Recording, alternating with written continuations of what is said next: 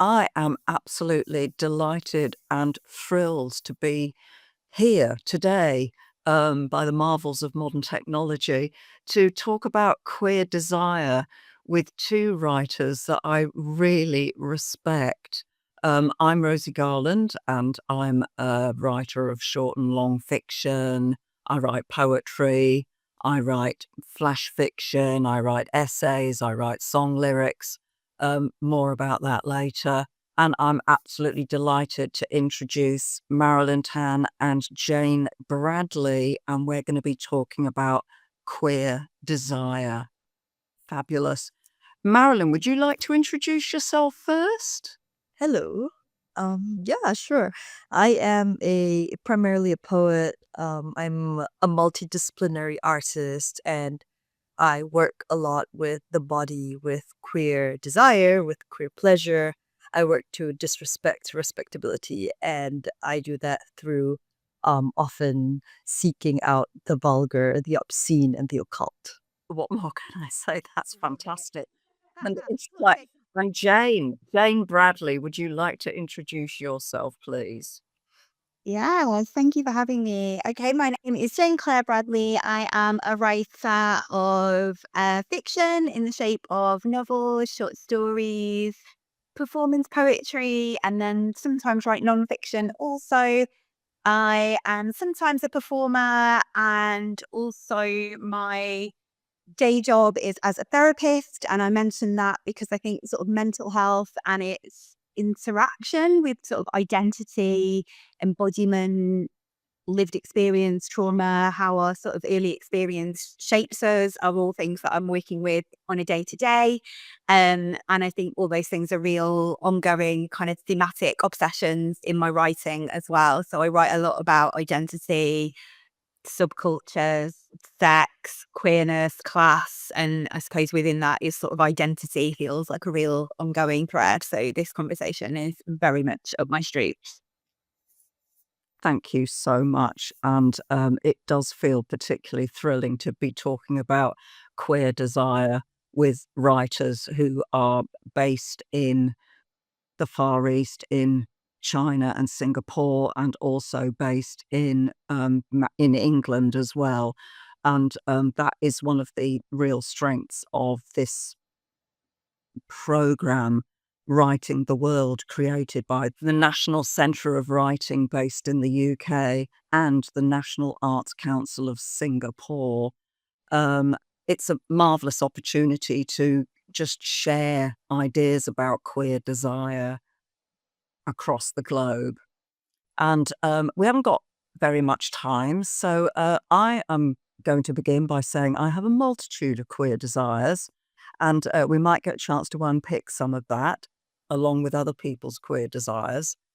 And I would like to start with a quotation of Bell Hooks that means a great deal to me. Um, and I'll just do the quote now. Queer, not as being about who you're having sex with, although that can be a dimension of it, but queer as being about the self that is at odds with everything around it and that has to invent and create and find a place to thrive and speak and live. And that underlines one of my absolute core queer desires to start this conversation. And that is my queer desire to speak myself and my life and my existence into being. I'm less concerned with changing people's minds, changing the minds, reasoning with the unreasonable. If I do change any minds, then that feels like a fabulous bonus. My one of my core queer desires is to use the power of the word and power of expression to take up space and create. And I would be really interested to hear other people's views on that, or to bounce off it, or to come in straight away with queer desires that feel absolutely foundational for them.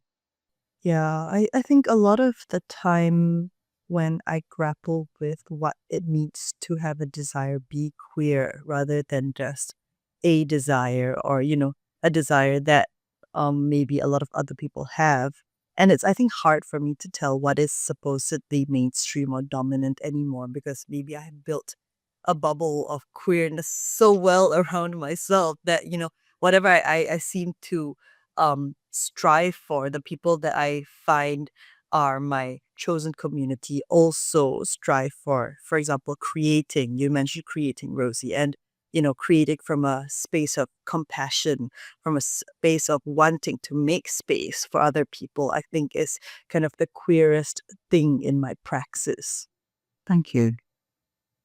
Yeah, I love what you say there, Marilyn, about the bubble and how kind of being surrounded by a sort of chosen community or chosen family of other queer people, and especially sort of queer artists, queer performers, queer creatives, can really be such like a nourishing and needed thing, and can really give us that like permission slip to explore our own desires.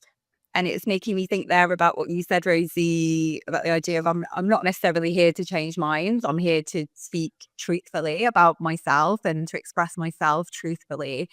And yet, I think that is such a powerful thing, not only for the person doing it, but for other people. Like, I can remember seeing Rosie Garland on stages, burlesque and cabaret stages, and just being so excited by how, like, embodied and unapologetically queer you are, and that to sort of see you performing that, like, absolutely, I would, like, experience desire of, like, "Who is this person? I love them, I love their work," but also it would give me that desire to express myself and, like, embolden the desires already within me. So I think there's something really interesting about that feedback loop of by speaking our desire, we also give other people permission to feel and act on desire. Thank you. And also, thank you. I think it's also really interesting how, the unapologetic ness, right? So I mean, I really resonate with you as well, Rosie, when you say that, yeah, it's you're not looking to change anyone else's mind because I think that in itself, like Jane mentioned, it's so important to then connect you to being authentic, right? To Mm. feeling like, well, I don't have anything to strive for. I'm not trying to prove anything, and Mm. yet that's something that's a truth that I just have to express no matter what. And it becomes then something that people can't say, oh, you're trying to push an agenda or something, because it's not. It's just unadulteratedly who you are. Yeah. Yeah. That, thanks, Marilyn. That really reminds me. I'm somebody who kind of collects quotes from other writers and other creators, almost like this kind of scrapbook I have in my head. And that reminds me of a quotation from Albert Camus, who wasn't a queer writer, as far as I know, um, which is the only way to deal with an unfree world is to become so absolutely free that your very existence is an act of rebellion. Um, and that really resonates with me, the idea of living unapologetically and living authentically, as you put it, um, in itself becomes an act of revolution. Um, and yay for that, really. Um, I mean, I have to admit, I can't say that I have always lived unapologetically, because it's, my desires have changed and altered and grown and blossomed. I do remember times, um I remember times when it wasn't quite so easy for me to live unapologetically, and, my desire then was largely not to get sacked from my job. Um, and so, like, way back in the late 1980s, I was in a job where if I'd been out as a queer, I wouldn't have been so much sacked as they would have probably found a way that my post wasn't needed anymore. And something that happened, I find that there are points in my life that have radicalized me. And one of them was in the UK, there was a law passed called infamously Section 28, which was about the beginning of it was an act of repression. It was, you are not allowed to what the phrase was, promote homosexuality in schools. So the idea is that schools would be silenced, and I was working in a school. And it was fascinating that that radicalized me to leave my job, get a job where I could be out right from the start. Um, and it radicalized an entire generation of queers to come out. So it was almost like the law had the opposite effect. Rather than making people go into the closet, the tagline was never going underground. So I'm just very briefly, I hope, reflecting on how my queer desires have changed, and many things have radicalized and changed me, and I've chosen to have those potentially repressive life events change me and strengthen me rather than make me go underground. So I hope that's not too much of a tangent. I'm not formed. I didn't spring from my father's brow fully formed like the goddess Athena. It's a journey. So it's lovely that, people say, oh, wow, you live so authentically, but it is hard won. And I think that's something that I hold on to, is that queerness isn't necessarily an easy road, but I wouldn't choose any other. I couldn't. I think that's part of what makes it so precious, that idea that it isn't an easy road, and yet there can be so much joy and pleasure and defiance and liberation within it. And yet there is also that adversity and that frustration and that grief. And I think that idea of like desire is so universally human, and then yet so much of queer desire is culturally restricted or legally restricted, as in that example. And so that sense of it being so moralized against and controlled, um, or attempted to be controlled by the kind of varying forces and systems that we live within. I think that sort of speaks to the resilience and the strength of queer desire, and how sort of wily and resourceful we have to be as queers. And that, I can imagine, that probably speaks to all of our sort of creative practices as well, but that's within our various sort of personal and collective queer lineages. Yeah, I think when you talk about resourcefulness, there's also this sense that when we live from the margins, whatever margins they might be, right? I mean, it might not necessarily be queerness as in homosexual, but any kind of margins. There's a sense that you are responding to a repression or to an oppression that then, I don't know, I don't like the way it seems to kind of define, but it is a response and then a subversion of whatever uh dominant hierarchy seeks to kind of control you at that point. And I was just thinking that actually, when I think about queer desire, there is a sense that we really want to live. We want to be visible. I'm not visible to the point of being a target, but we want to, we celebrate life, right? And we really are conscious of the fact that to be alive and to really revel in pleasure is such a privilege. And it's a privilege that a lot of us don't get. And I think that that's really interesting, because when you think about when I think about so-called normal desires or vanilla or mainstream desires, there's not the sense that, oh my gosh, it's so beautiful to be alive and we must be alive consistently as a form of resistance.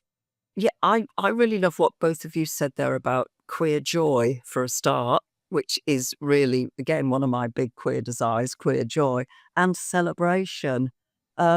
And I also like what you said about resistance, Marilyn, is it's like I feel that, yes, it would be nice if I didn't have to resist, but I do. I live in a world where, I one of my queer desires is to resist, um, and to you know, and to I acknowledge the heteronormative and binary restrictions that I live in, and I'm, and those influences. My desire is to create and make space despite. So my kind of resistance is very much about I'm going to do this despite the, you know, and to resist those normalizing systems, and to resist the fact that, any heteronormative system is lose-lose as far as I'm concerned. It's lose-lose for us, and it's also lose-lose for folk who live within those systems and think they are normal. Um, so yeah, resistance, but also queer joy. I want to talk about queer joy more, please. I think queer joy is really necessary. I think that is its own form of resistance, isn't it? And I think that probably speaks to why um so many queer people are attracted to that really unapologetic exploration of not only things like sex and kink, but also I'm gonna like mention witchcraft because I know that's something that comes up in your beautiful poetry, Marilyn. And that sort of sense of having ways towards queer joy and queer empowerment, I think like those things feel so needed and that there is a like a kind of a real luxurious pleasure in exploring them. I think that feels like a really rich theme for me, both like personally and creatively, because there's no real separation between the two as well. Do you personally use witchcraft as a way towards queer joy? Totally, yeah. I think like all the witches I know are queer, and so that feels like no coincidence. I mean, maybe that just speaks to like my queer bubble. But also I think there is something inherently queer about nature and inherently queer pretend. The way I practice witchcraft feels very queer. That sense of connecting to elements, connecting to nature, connecting to the divine. All of those things are things that sort of overculture has really restricted or poisoned in for me personally. And so kind of reconnecting to those things does feel magic with a K there, I think. And also it does feel very queer. It feels connected to that sort of bell hooks idea of it's counter to what mainstream capitalist culture expects, demands, wants to make a transaction. And so that idea of witchcraft being beyond those things or outside of those things, to me, that feels really queer and more all the more attractive for it. Yeah, I think it's interesting that you bring up mainstream capitalist culture as well because, in recent years, witchcraft has really been co-opted by consumerist culture, and a lot of it is very, very superficial, very binary, and I think a lot of, especially new age movements, kind of replicate that kind of heteronormativity, like, oh, feminine, divine feminine is this way, and like divine masculine is this way, and so on and so forth. And I just think it's really interesting how there's like you create a movement, right? And then there's a departure from the norm, and then the norm kind of chases after you, and they're like, actually, we're gonna bring it back into what is normative now. And I think that's is the same for what I observed in a lot of I guess queer circles. I don't know if you guys have the same thing. I'm sure you do, but the rise of homonormativity and kind of assimilating into a way of life that is largely kind of indistinguishable from any kind of normal vanilla boring life. It's just that, oh, they're two gays or two lesbians, but other than that, it's uncritical existence. And I don't know if I would consider that joy. They seem happy, but I don't know if I would consider that either queer or joy. And again, it's a reminder that not one size fits all, but I would personally agree with you, Marilyn, is that and the idea that it just seems to be um, well, I'm going to do another quote, aren't I? Because it helps. Peter Peter Tatchell said, "I don't want equality, I want liberation." And that clarifies a lot for me, which is I don't want to be the same as or equal to. I mean, yeah, of course I want us to. I mean, it's just a no-brainer to say you want to have equal marriage rights. If people want to get married, they want to get married. That's their thing. But I don't see equality and sameness and being just like, and entering those binary heteronormative situations. Personally, I don't see them as queer, and I want liberation from them. As Audre Lorde said, you cannot dismantle the master's house using the master's tools. Okay, right, I'm going to bounce us off into another area of queer desire because I can. And that is my queer desire to connect and to connect with others. Sure, others in general, but also other queers. I want to find and connect with my queer fam across the globe, which is why I had such a big yes to this, for example.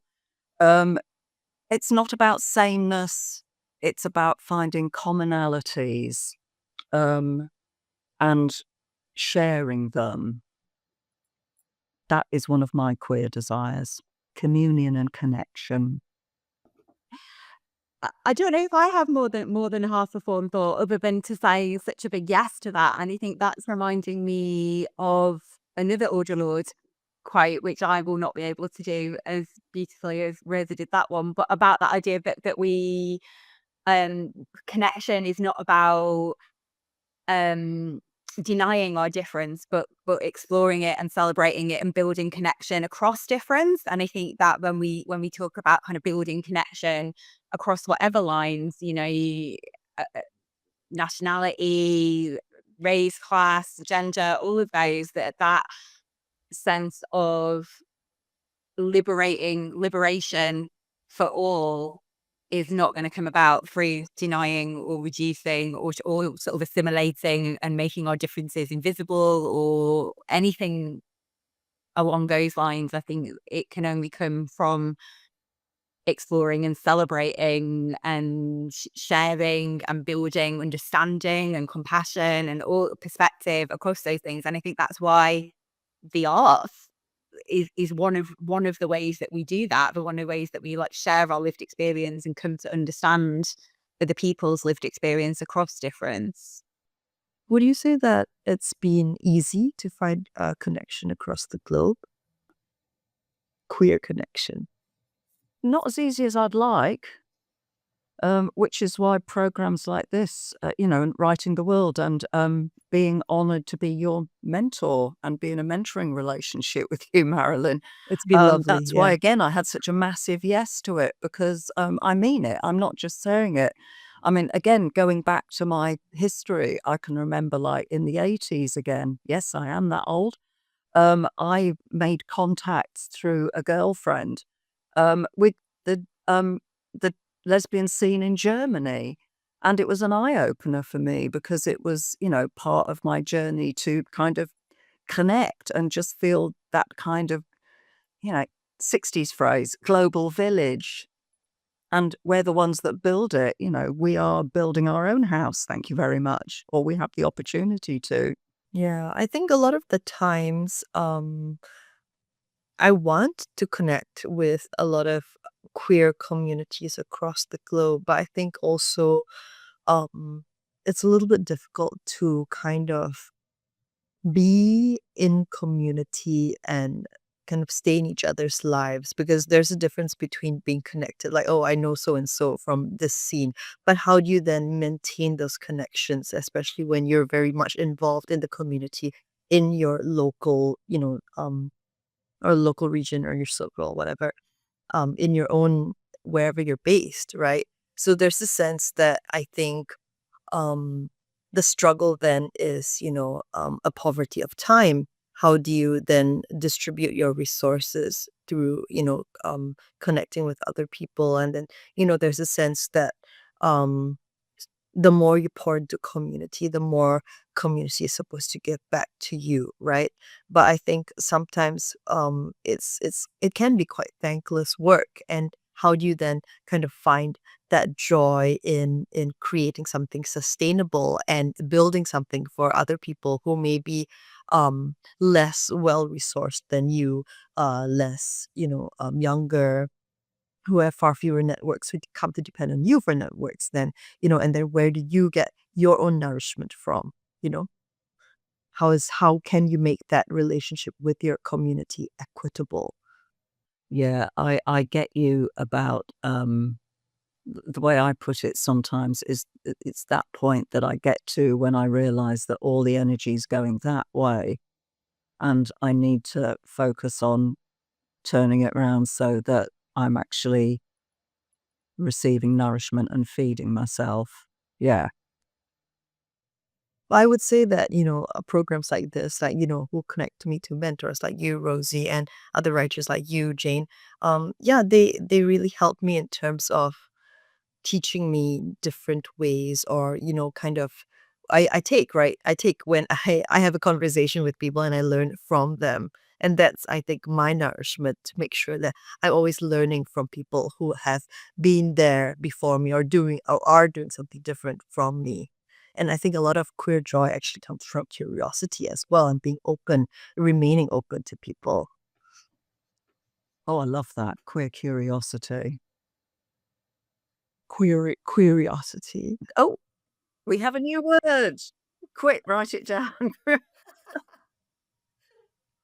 I'm going to write that down. Thank you. Yeah. Curiosity. She's writing it down right now. Yeah. You have Curiosity. to quote Marylyn me, Marylyn Tan. Tan, Yeah. Credit 2024. that to Marylyn Tan. Yeah, absolutely. There you go. I've got it on a piece of paper. Oh It's my God, true. so cute. Something that I've been thinking about as well is, how do we, so when we mention sex and kink, for example, and I've been reckoning with my own sort of like relationship to obscenity and sex and kink. And in maybe 10 years ago, maybe even 5 years ago, it was seen as something really shocking, or really the province of the gay perverts. But now perversion has moved towards more and more the mainstream, with 50 Shades of Grey, with every other polyamorous heterosexual couple being like, oh yes, we're queer too. And I'm just like, I don't think that's the same thing. But okay. Not to hate on polyamorous people, but I think queerness is undergoing a kind of cultural shift as well, with even with drag culture, or ballroom culture, or and anything like gayness has been moved to the sort of like trendy coolness, and is a bit in danger of being co-opted and then shunted aside as like the next trend that has come and gone. So how then do you continue, sort of, I don't know, do you understand what I'm saying? It's kind of, yeah, that feeling like this is what's real, and what is the, I guess what I'm talking about is that raw electrical vein of what I feel is real and yet dangerous. How then do you maintain your connection to that when the culture is so insistent on taking it and co-opting it and making it palatable? I find, sorry if I'm interrupting, I find one of the ways that I deal with it, because I hear you, is to put it in the context and kind of, I contextualize it in terms of cyclical stuff, because I could not agree with you more about that co-option um, and I feel I've been here before. Um, there was a writer in 1960s who wrote this book. I think it was George Melly, and the book title was Revolt into Style, which encapsulates so much of that. The idea of, and you can look at it in terms of, a good example is looking at it in terms of occupation of city centres. Um, the history of, let's just pick New York City as a random example. In the 1970s, nobody wanted to live in Manhattan. The nice straight people didn't want to live in Manhattan. In the 1950s, they'd all moved out to the suburbs. And so it's like the center of Manhattan, for example, was a ghost town. Who move in? The artists and the queers, because they're the ones who can afford the lower rentals, because nobody wants to rent in central New York City. So that's why the artists and the queers move in. What happens? It makes Manhattan a really fun and interesting place to be. So what happens? The heteronormatives who are all out in the suburbs look at each other and say, God, this is boring, because it is. So they all move back into New York City, hiking the rental prices, so that from like the 90s onwards, you've got to be like billionaire to rent in Manhattan. And it goes round in cycles. You can see it. I mean, I'm just picking New York City as an example, but you could pick San Francisco, London, Manchester, any city in the world, really. And so that is just an example of, like, for me, co-option, and about they'll be round in a, it's like I kind of just stand firm, because I know that, like, I might be trendy this week, but I won't be fashionable next week. And I'm not chasing the fashion. I'm living authentically as I possibly can. And every now and then people come round to me. Um, So I get off the merry-go-round. There's no point joining the merry-go-round. And if I know I'm living authentically and I am connected with other folk like ourselves who are striving, then that's kind of one of the sources of my desire and joy. That makes sense. Yeah. It's just it's not one size fits all, really. I'm not saying one size fits all, but this is one way I've found of basically just standing back and going, oh, so we're there again, are we? And sorry, if I can just say one more example of that, if that's okay, of, oh, we're there again. Um, because I want to touch on, like, the vileness of transphobia that's out there at the moment. And again, that seems to be, and that is something we're coming back to. It's not new. Because again, in the 1980s, when I was largely coming out as a queer and celebrating all of that, there was a lot of transphobia. And I'll tell you something, though, it was a lot of exactly the same people. They're still going. There are folk out there, women, and I say women because they are, who are fueling a lot of this transphobic, you know, splitting us up, saying, oh, there's, the LGB without the T, and then L without the G, and all these divisions, they're coming back round. And I didn't have anything to do with it in the 1980s, and I'm certainly not going for it now. I know that's me quite passionate, but I am quite passionate about hatred and division. Guess what? There's no other way to Yeah, completely. think. And I think, having been through one or I don't know how many cycles this thing has run, right? Then I mean, hopefully, right, then you get a sense of what you need to get through this card cycle, right? And then you can tell the people who are, really adversely affected by it, And I also wanted to talk about like privilege and how, some of us have more than others, and we can kind of buffer the storm better than them. And I think that's also a way in which queer joy can be shared, by acting as a bulwark against other people's vitriol. Because I think, yeah, I mean, it's very easy to say like, oh, just be unapologetically yourself. But I do understand and recognize that I mean, I'm speaking from somebody who's from Singapore, who is just famously racist, transphobic, homophobic, slightly less, but still sometimes homophobic, even misogynist. And, a lot of the times I'm just like, well, better me than somebody else whose feelings actually get hurt because I'm a cockroach. I don't know if this is a tangent, but it's coming to my mind, so I'll share it and see what you think. I was reading, I can't credit it because I can't remember their name, but I was reading something this morning about the idea of like the inherent vulnerability of desire. And so that idea of like to be vulnerable and to have desire and to share desire, whether we're talking about sort of creatively sharing that or more personally, is inherently vulnerable.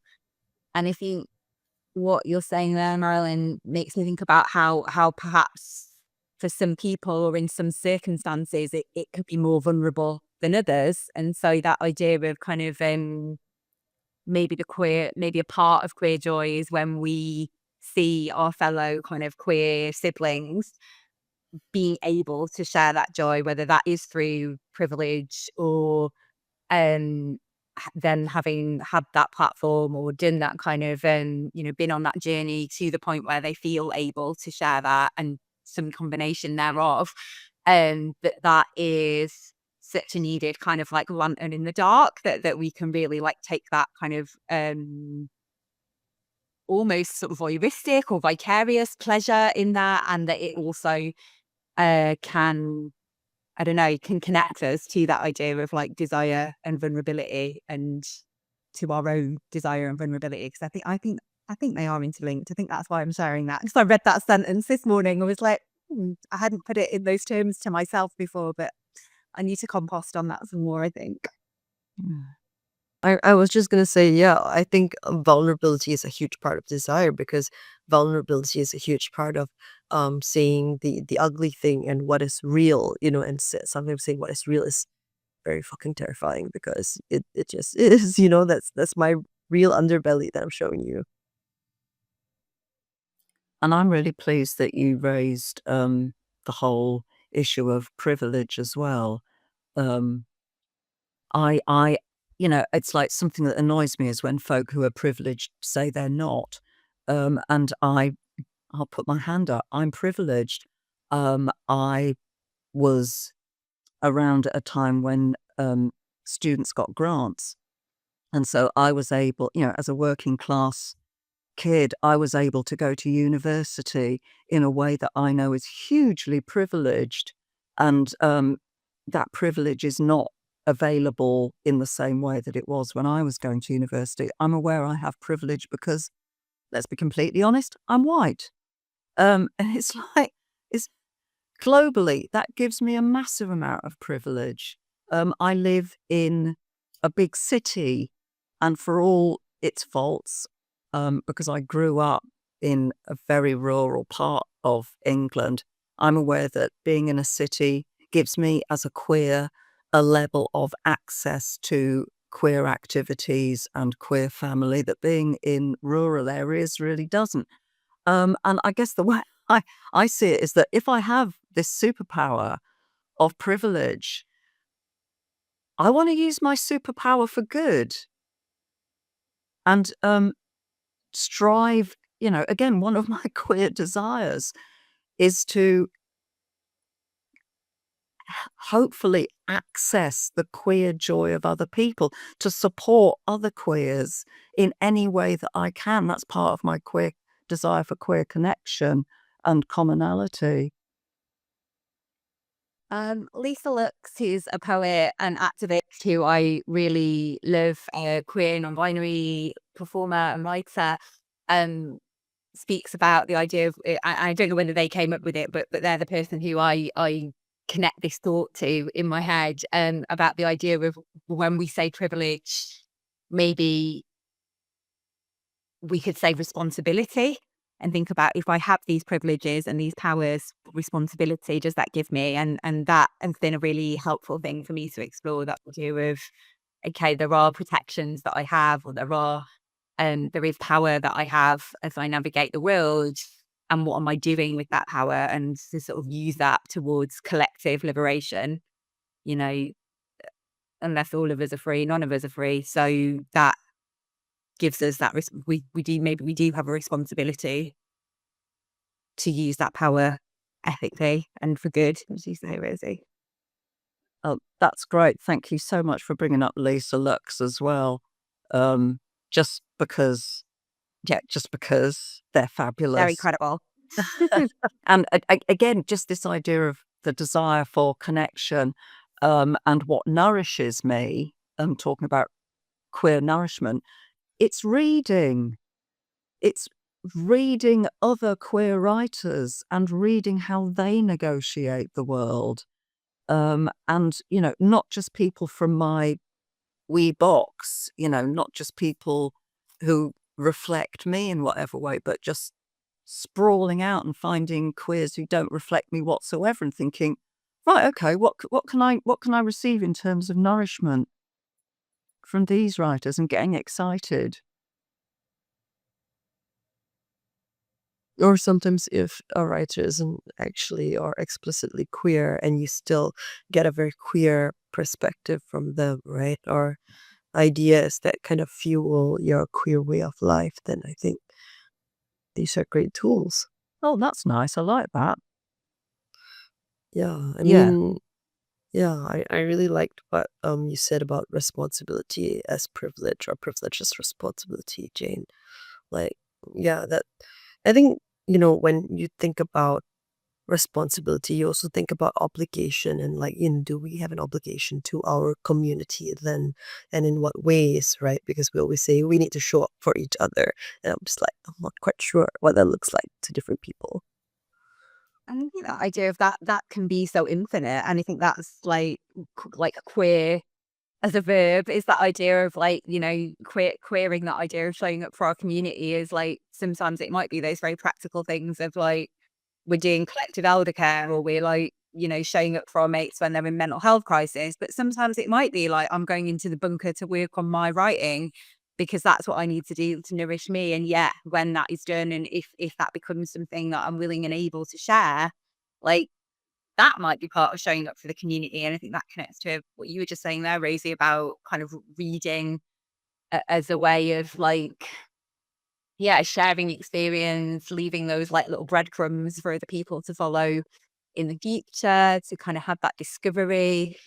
I'm curious about the idea of like reading as like an embodied practice as well, because I know sort of the body and embodied experience is something that is kind of in common with both of your work. Certainly the bits of your work I've seen, Marilyn, really like have that kind of really visceral, like embodied feeling to them. That's something I really, really take from that. And Rosie, it's in your work as well. And certainly when I see you perform live. And I think there's something really special about how reading, literally absorbing words on a page can be such an embodied experience and can be like a really intimate thing, can be like a really sexual thing sometimes. And that to me is just like fascinating that we can connect on an embodied level across time and space and culture through the act of reading. Like that is witchcraft in and of itself to me. I love that. That's so exciting. I'd never, we are writers. So I'm kind of making an assumption here that, I mean, I know that owning it for myself, I know that I interface and interact with the world through the word. I write to not to like hammer down answers or say like this is queer desire or whatever. I write to explore the questions in my head and how those questions develop and change over time. And so it is like that kind of ongoing process. My, like desire, it's like it's ongoing. I don't see an end to it. I also I also had a thought that, when as a writer, as a queer writer, your writing is actually advocacy, right? The work is the writing and is what's going to outlive you. And I think sometimes we really do have a responsibility to just sit down and write, because I think I always get caught up with, oh, there's this community event. I need to be out there. I need to be doing things. When actually I'm just like, actually, you need to be writing because the work has the legs that's going to actually make the connection for you across the world. And it's what's consistently been shown to do. It's not me showing up to some random event and whatever. I think the work has more of a that yeah, more mobility than I do, definitely. And that kind of loops back round to what I said at the start about speaking ourselves into existence and speaking our multiple selves and our multiplicities into existence. Um, I'm going to go off on a tiny tangent. Yeah, I've got time. And that is, I think about a lot of the creation myths in world legend and myth, which start with the idea of there's formless void and formless chaos. And what brings it together into form is the breath and the word. I'm just thinking of the Christian tradition, which is in the beginning was the word. And that underlines beautifully what you've just said, Marilyn. The idea is that we need to get out there. We need to create, actually sit down and do the writing, because it isn't going to write itself, because it is our primary act of creation, the word. Yeah, and I don't know. I think reading for me is like I really liked what you said about reading being an embodied act because I often feel like it's so actually disembodied. It's completely kind of cerebral, and I imagine it to be a cerebral act as well. But it's not true. When you read something that really speaks to you, you get a physiological reaction like a stress test. And like I can only hope that my work does that for other people. And then I think that's that thing that we're always chasing, that queer connection. It is to provoke a reaction, good or bad. Your writing definitely does do that. The bits that I have seen really do created that reaction in me. I was reading bits of your work this morning and was like, like the excitement and that. Yeah, it was really, really, yeah, physiological. And I think that, I think it's really interesting what you say about that kind of separation between kind of like brain and body, and the idea that we can. I don't know about you two, but like I can find myself slipping into like the cognitive, and I, I've got a sort of half-formed thought here that I'm just going to say in case it becomes more formed through speaking it. That idea of I question as a queer person. I know that like I was very, very embodied at one point in my life, younger, almost too embodied. Like I found the world a lot, maybe too much. And then for a long time, I was almost habitually disembodied. And I think some of my kind of journey the past few years has been creative journey, personal journey, spiritual, queer, magical journey. I think they were all threads of the same thing, has been about like how to be in my body. And I think it's made me a better writer. I think it's made me, I hope it's made me a better writer and a better performer. And I think it's allowed me to experience my senses and my kind of embodied interface with the world more deeply. And therefore thinking about you were saying about the breath and the word, Rosie, like I'm like, yeah, there it's both of them, because to be in my body, I would hope then allows me to experience desire, sensation, joy, grief, etc., etc., and then to like explore, experiment, question, and how can I put language to that? How can I capture that with words? And that is an an ongoing exploration and source of fun and joy. And I think there's something about that idea of how do we name and put language to things that feel beyond language. And you two are both brilliant at that, so please tell me. No, I mean, I think you're so right in that. That's another queer desire of mine, actually, to be able to then put down exactly what a queer experience is like, so that somebody else can read it and go, I know exactly what she's talking about. That's exactly the way it is. And then I think for me, that right to replicate or to accurately portray something like a feeling, right, through poetry, which is not the most literal of mediums, is a feat in itself. And I think it's a desire to kind of speak like a common language that is only shared through people who are similarly queer, not just in whoever you're dating, but who the kind of way in which you meet the world. Yeah, creating those doors and windows in our work so that people can get in. Um, and I know that I strive for that, to create those doors so that people can get into my work and experience it. whether that's on the page or in performance. Do you know, we are sadly running out of time, and I haven't even started talking about queer science yet.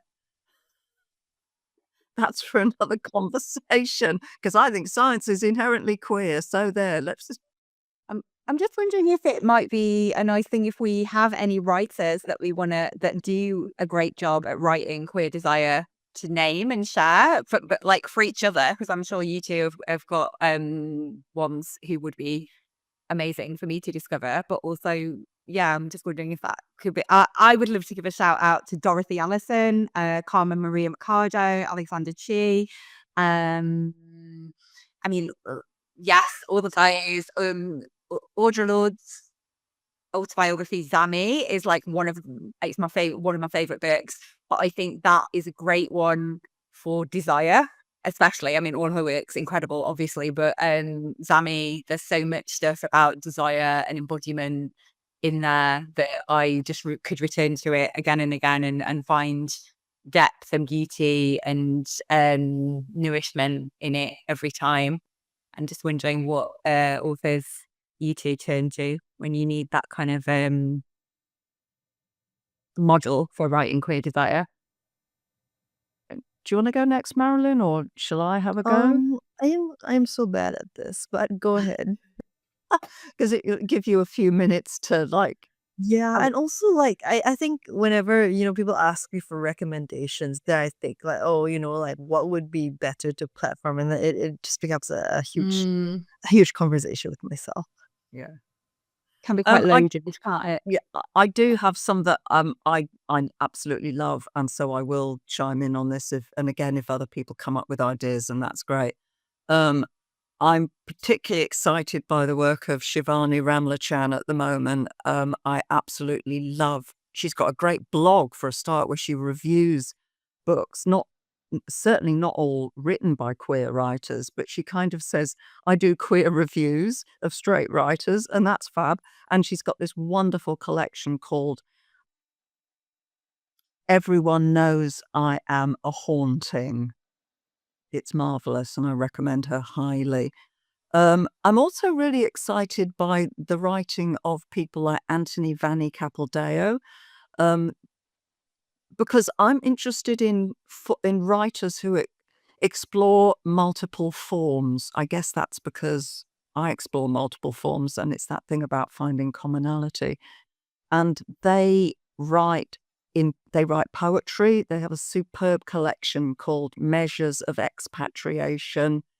They seem to be unlimited by what form they can write in.